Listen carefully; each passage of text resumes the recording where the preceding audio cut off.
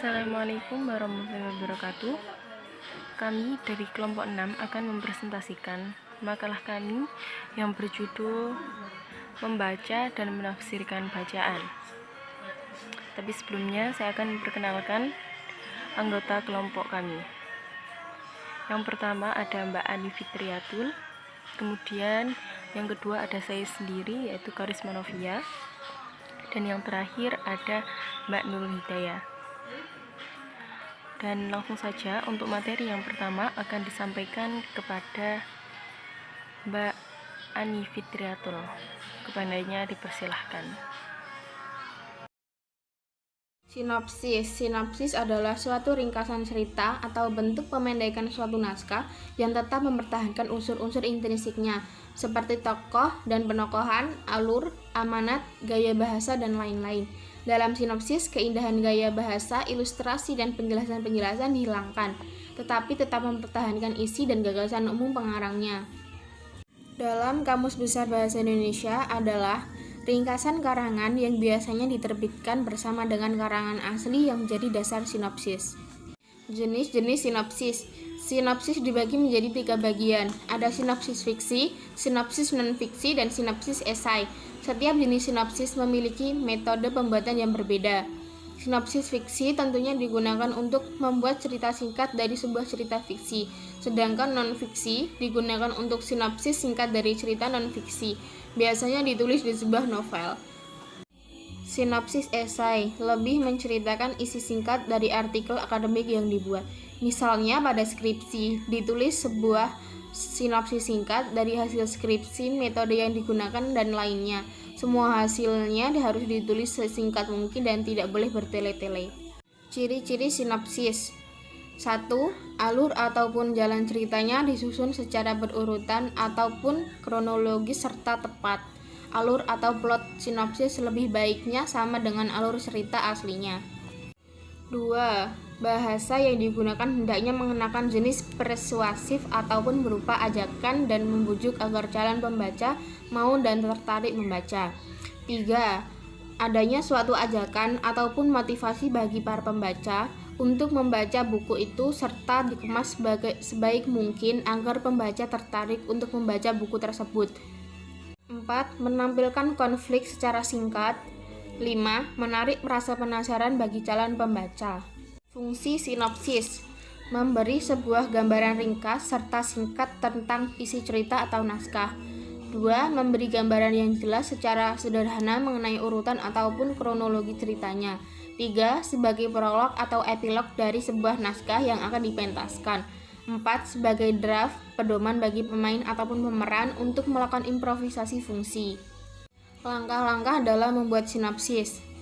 1. Membaca terlebih dahulu naskah aslinya agar dapat mengetahui kesan paling penting dari penulis secara umum. 2. Mencatat gagasan pokok ataupun menggarisbawahi gagasan utama yang paling penting. 3. Tulislah ringkasan yang sesuai dengan gagasan utama yang dia temukan sesuai dengan langkah kedua. 4. Tulislah kalimat yang jelas, mudah dipahami, efektif, dan juga menarik agar dapat membuat rangkaian cerita singkat yang dapat menggambarkan apa yang akan diceritakan di karangan aslinya. Untuk menulis dialog ataupun monolog tokoh cukup secara garis besarnya saja. 5. Sinopsis yang dibuat tak boleh menyimpang dari isi cerita secara keseluruhannya. Parafrase adalah istilah linguistik yang berarti pengungkapan kembali suatu konsep dengan cara lain dalam bahasa yang sama namun tanpa mengubah maknanya. Jika parafrase puisi artinya mengubah puisi menjadi bentuk prosa yang tunduk pada aturan-aturan prosa tanpa mengubah isi puisi tersebut. Ayulinda 2009. Menurut Kamus Besar Bahasa Indonesia, parafrase adalah penguraian kembali suatu teks atau karangan dalam bentuk atau susunan kata yang lain dengan maksud dapat menjelaskan makna yang tersembunyi. Hakikat parafrase adalah mengubah atau mengalihkan suatu bentuk bahasa menjadi bentuk bahasa yang lain tanpa mengubah pengertian atau kandungan artinya. Jenis-jenis parafrase yang digunakan. Parafrase terikat. Parafrase terikat adalah mengubah puisi menjadi prosa dengan cara menambahkan atau menyisipkan sejumlah kata pada puisi, sehingga kalimat-kalimat dalam puisi mudah dipahami. Parafrase bebas. Parafrase bebas adalah mengubah puisi menjadi prosa dengan kata-kata sendiri. Kata-kata yang terdapat dalam puisi dapat digunakan, dapat pula tidak digunakan. Ciri-ciri parafrase: 1. Bentuk tuturan berbeda. 2. Makna tuturan sama. 3. Substansi tidak berubah. 4. Bahasa atau cara penyampaian berbeda. Fungsi parafrase: untuk mengungkapkan kembali bermacam gosip yang kita baca atau kita dengar dengan cara dan bentuk yang berbeda. Contohnya, kita menuturkan isi sebuah puisi dalam bentuk paragraf atau untuk menguraikan suatu teks dalam bentuk atau susunan kata yang lain. Langkah-langkah membuat parafrase: pertama, membaca teks keseluruhan. Kedua, menentukan pokok-pokok pikiran wacana. Ketiga, menentukan tuturan yang hendak menjadi variasinya. 4. Menyusun pokok pikiran tanpa mengubah arti. 5. Menyempurnakan pokok pikiran. 6. Membentuk wacana sesuai keinginan. Terima kasih disampaikan kepada Mbak Ani Fitriatul. Kemudian materi yang kedua akan disampaikan kepada Mbak Nurul Hidayah. Kepadanya dipersilahkan. Untuk selanjutnya, C. Ringkasan. Ringkasan adalah penyajian karangan atau peristiwa panjang dalam bentuk yang singkat dan efektif. Ringkasan bisa juga disebut sari karangan tanpa hiasan. Ringkasan bisa ditemui pada buku, bab, dan artikel. Menurut Keraf, ahli bahasa ternama Indonesia, ringkasan atau precis adalah suatu cara efektif untuk menyajikan karangan yang panjang dalam bentuk singkat. Meringkas adalah keterampilan untuk membuat reproduksi dari hasil karya yang sudah ada.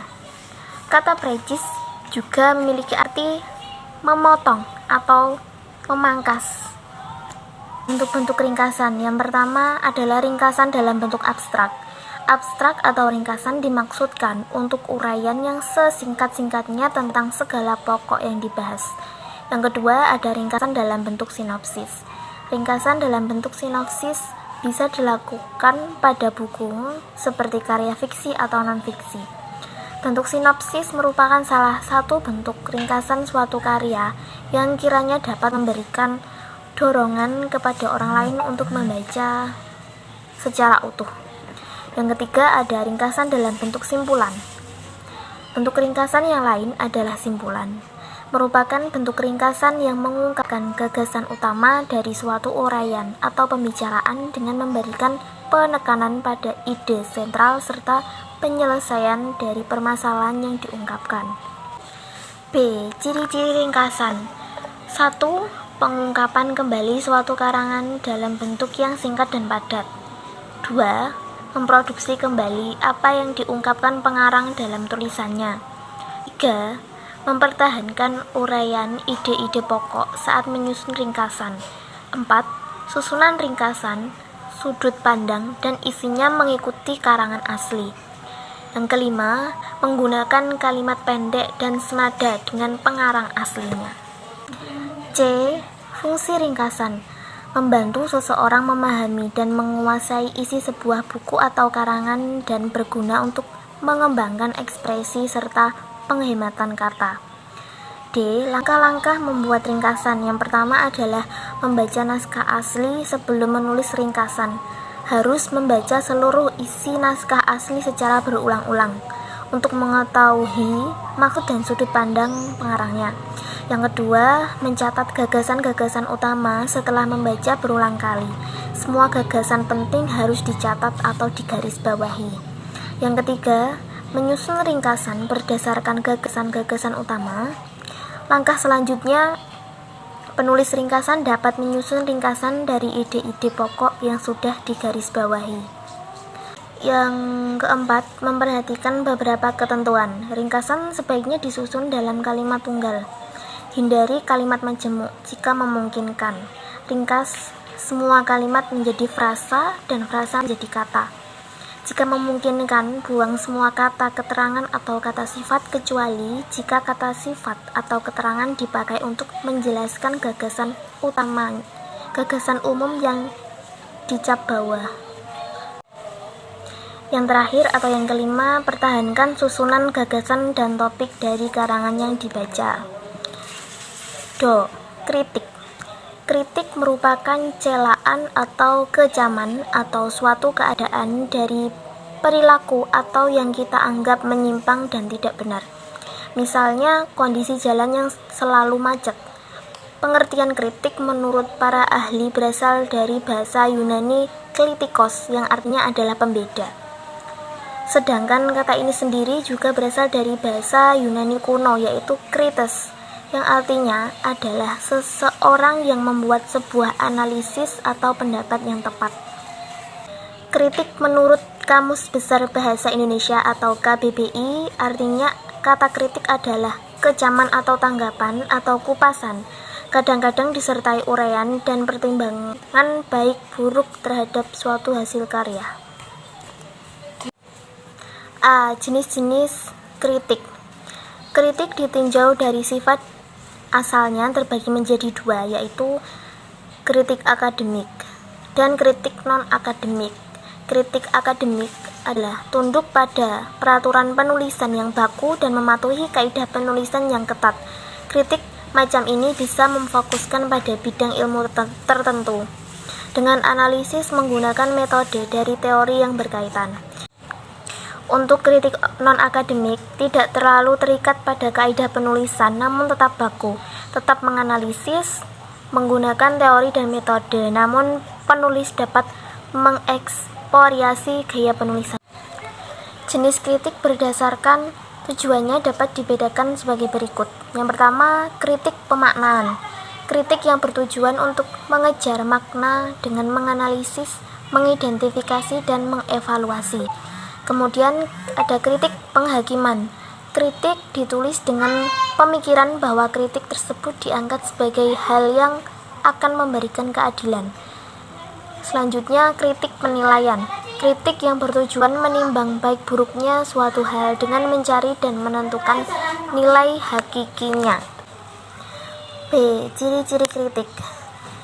Bersifat menanggapi atau mengomentari karya orang lain, menunjukkan kelebihan dan kekurangan, memberi saran perbaikan, bertujuan menjembatani pemahaman pembaca atau apresiator atau apresian dengan karya sastra bersangkutan. C. Fungsi kritik. Kritik berfungsi untuk membenarkan apa yang dilakukan seseorang agar seseorang tersebut bisa membenarkan mana yang salah agar tampak lebih baik dari yang sebelumnya. D. Langkah-langkah mengkritik. Yang pertama adalah kritik disampaikan untuk memperbaiki pendapat atau perilaku seseorang dan bukan didasarkan atas kebencian terhadap orangnya. Yang kedua, sertakan alasan dan bukti-bukti yang kuat serta meyakinkan sehingga orang itu menyadari kesalahannya. 3. Berbicaralah dengan efektif. Inti permasalahan harus bisa ditangkap dengan mudah oleh orang yang kita kritik. 4. Pilihlah kata-kata yang tidak menyinggung perasaan. Jadi, carilah kata-kata yang sopan dan bijaksana tetapi tetap tidak mengurangi esensi kritik. E. Contoh kritik. Contohnya adalah masalah kemacetan di kota Jakarta memang sudah berlangsung lama, akan tetapi upaya pemerintah untuk mengatasinya kiranya tidak ada. Buktinya di hari ke hari tetap saja keadaannya demikian. Sekian dari saya, terima kasih. Saya kembalikan ke moderator. Terima kasih disampaikan kepada Mbak Nurul Hidayah. Kami dari kelompok 6 mengucapkan minta maaf jika ada kesalahan atau tutur kata yang tidak berkenan, dan jika ada kesalahan makalah atau penjelasan, kami minta maaf yang sebesar-besarnya. Akhirul kalam, Assalamualaikum warahmatullahi wabarakatuh.